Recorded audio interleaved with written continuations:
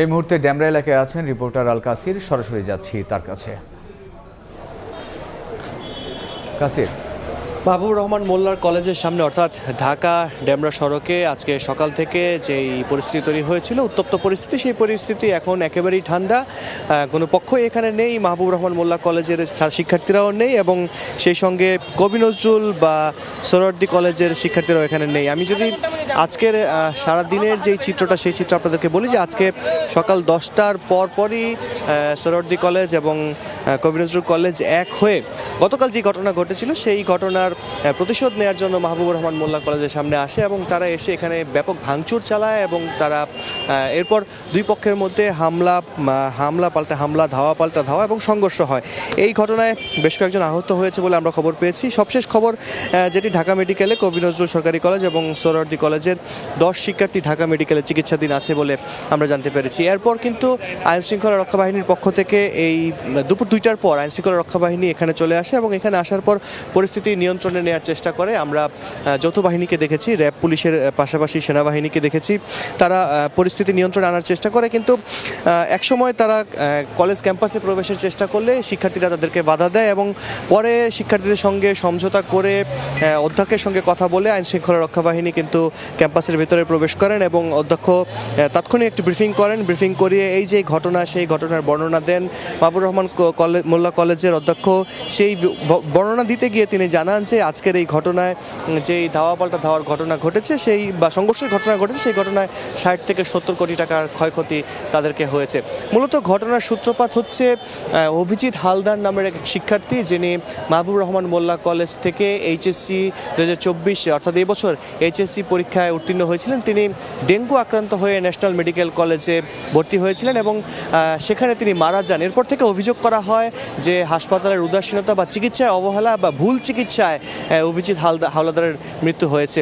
এরপর মাহবুবুর রহমান মোল্লা কলেজের শিক্ষার্থীরা কিন্তু ন্যাশনাল মেডিকেল কলেজের সামনে তাদের বিক্ষোভ প্রদর্শন করে। এরপরই কবি নজরুল কলেজ এবং সরকারি শহীদ সোহরাওয়ার্দী কলেজের শিক্ষার্থীদের সঙ্গে তারা বিবাদে জড়িয়ে পরে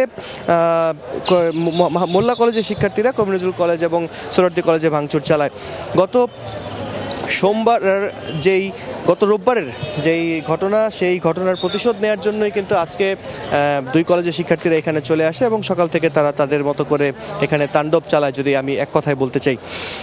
এরপর পুলিশ আমাদেরকে যেটি জানিয়েছে, বিকেল 4টার পর আইনশৃঙ্খলা রক্ষা বাহিনী এখানে এসেছেন এবং এখান থেকে তারা একটা সিদ্ধান্তে পৌঁছাতে পেরেছে এবং সেই সিদ্ধান্ত অনুযায়ী তারা আমাদেরকে জানিয়েছেন যে অল্প কিছুক্ষণের পরেই কিন্তু তারা এখান থেকে বেশ কিছু আশ্বাস দিয়েছেন। তার মধ্যে একটি হচ্ছে যে খুব দ্রুত বা 24 ঘন্টার মধ্যে এই ঘটনার যারা জড়িত তাদের বিরুদ্ধে ব্যবস্থা নেওয়া হবে এবং এই ঘটনায় পুলিশের পক্ষ থেকে মামলাও করা হবে বলে জানিয়েছেন। আমরা যদি একটু ভাঙচুরের চিত্র বা যেই ধ্বংসযজ্ঞ চালানো হয়েছে সেগুলো চিত্র যদি আপনাদেরকে দেখাই, যে পুরো কলেজ ক্যাম্পাসটা কিন্তু এখানে ভাঙচুর করা হয়েছে এবং সেই ভাঙচুরের চিত্র এখনও রয়েছে এবং বাইরের রাস্তাটা ক্লিয়ার করে দেওয়া হলো, কিন্তু এই যে চিত্র আপনারা দেখতে পাচ্ছেন এগুলো খুব সহজেই কিন্তু ক্লিয়ার করা সম্ভব না। মাহবুবুর রহমান মোল্লা কলেজের অধ্যক্ষ আমাদেরকে জানিয়েছেন আজকের এই ঘটনায় 60 থেকে 70 কোটি টাকার মতো ক্ষতি তাদের হয়েছে। এখন আপাতত যেই চিত্র আপনারা দেখতে পাচ্ছেন সেটাই ভাঙচুরের চিত্র। আপনারা দেখতে পাচ্ছেন যে ভাঙা কাঁচ পড়ে আছে এবং ফুলের টপগুলো ভেঙে পড়ে আছে এবং একদম দেখলে বোঝা যাবে যে কয়েক ঘন্টা ব্যাপী এখানে যে ধ্বংসযজ্ঞ চালানো হয়েছে, তাণ্ডব চালানো হয়েছিল, তারই প্রমাণ হচ্ছে এগুলো। আমরা আপনাদেরকে যদি একটু বাইরের চিত্র সম্পর্কে জানাই, যে আজকে এখানে ভিতরে সড়ক, বাইরের যে সড়ক, মাহবুবুর রহমান মোল্লা কলেজের সামনেটি, কলেজটি যেখানে অবস্থিত তার সাথেই হচ্ছে ঢাকা সিলেট এক্সপ্রেসওয়ে। পুলিশের পক্ষ থেকে, আইনশৃঙ্খলা রক্ষা বাহিনীর পক্ষ থেকে কিন্তু এক্সপ্রেসওয়ে পরিষ্কার করে দেওয়া হয়েছে এবং সেখান থেকে কিন্তু যান চলাচল শুরু হয়েছে এবং সেই সাথে সড়কে মোল্লা কলেজের পাশে যে চিত্র আছে সেটিও আমরা দেখতে পেয়েছি এবং সেখানে মানুষজন চলছে। এবং এখন যদি আপনাদেরকে একটু দেখাই যে উৎসুক জনতা এখন পর্যন্ত মোল্লা কলেজের সামনে দাঁড়িয়ে আছে এবং তারা আইনশৃঙ্খলা রক্ষাকারী বাহিনীর পক্ষ থেকে বারবার করে তাদেরকে সরে যাওয়ার অনুরোধ করা হলেও তারা কিন্তু এখান থেকে সরছেন না।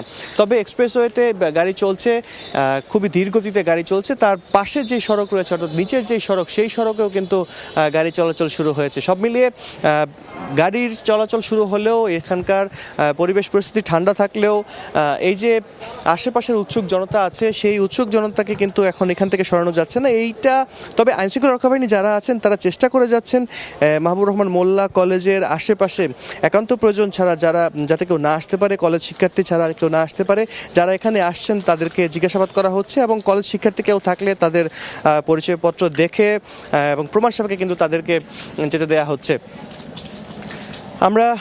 আমি আরেকটু যদি আপনাদেরকে জানিয়ে রাখি যে আজকের এই ঘটনায় কিন্তু 3 কলেজের একটা প্রতিনিধি দলের সঙ্গে ডিসি অফিসে বসার কথা রয়েছে। বিকেল 4টার পর সেই মিটিংটি হওয়ার কথা রয়েছে। আমরা সেই খবরটা পাওয়ার সঙ্গে সঙ্গে আপনাদেরকে জানাবো। তার আগে একটু বলি যে এই যে প্রতিশোধ পরায়ণ হয়ে যাওয়া শিক্ষার্থীদের গতকাল যে ঘটনা ঘটেছে তারই প্রতিশোধ নেওয়ার জন্য আজকে শিক্ষার্থীরা এখানে চলে এসেছে, 2 কলেজের শিক্ষার্থীরা এখানে চলে এসেছে।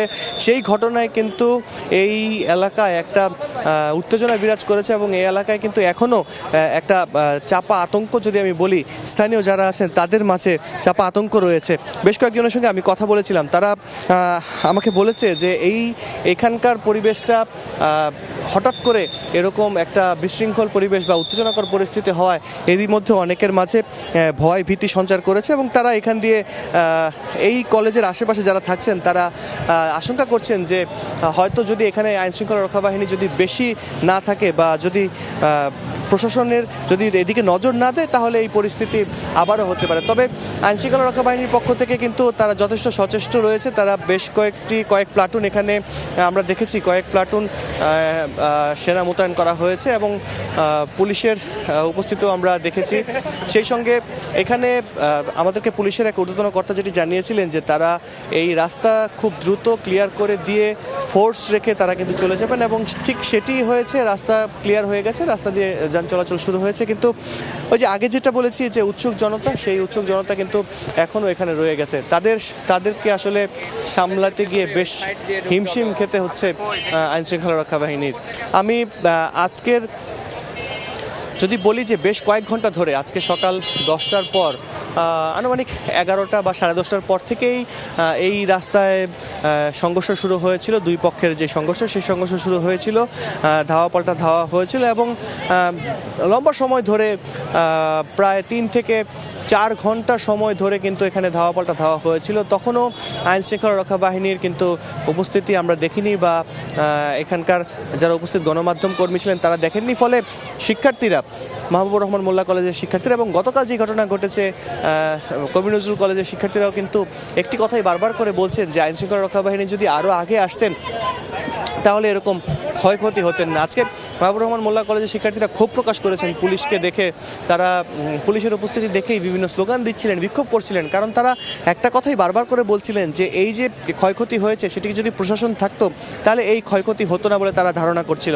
গতকালও যে বিষয়টি হয়েছে যে মাহবুবুর রহমান মোল্লা কলেজের শিক্ষার্থীরা কবি নজরুল সরকারি কলেজে যখন ভাঙচুর করে বা তারা তাদের লুটপাট করতে দেখেছি আমরা বা খবর পেয়েছি, সেখানে যদি আইনশৃঙ্খলা বাহিনী থাকতো, পুলিশ থাকতো তাহলে সেই ঘটনা ঘটতো না বলেও তারাও অভিযোগ করেছে। সব মিলিয়ে যদি পাশাপাশি এখানকার আজকে ডেমরার যারা স্থানীয়রা আছেন তারাও পুলিশের প্রতি একটু ক্ষোভ ছাড়ার চেষ্টা করেছেন। তারা বলছেন, বেশ কয়েকজনের সঙ্গে আমি কথা বলেছি, তারা বলছেন যে পুলিশ এত দেরিতে কেন আসলো, এই পুলিশ যদি আরও আগে আসতো তাহলে এতটা ক্ষয়ক্ষতি হতো না বা এই পরিবেশ পরিস্থিতিটা এতটা উত্তেজনাকর হতো না। সব মিলিয়ে পরে অবশ্য একটা আইনশৃঙ্খলা রক্ষা বাহিনীর একটা ভালো ভূমিকা আমরা দেখেছি। তারা একাধিক বৈঠক করে এখান থেকে মাহবুবুর রহমান মোল্লা কলেজের শিক্ষার্থী যারা আছেন তাদেরকে সরিয়ে দিয়েছেন এবং রাস্তা চলাচলের জন্য উন্মুক্ত করে দিয়েছেন। তো এখন পর্যন্ত মাহবুবুর রহমান মোল্লা কলেজের পরিস্থিতি ঠান্ডা বা শান্ত আমরা দেখতে পাচ্ছি।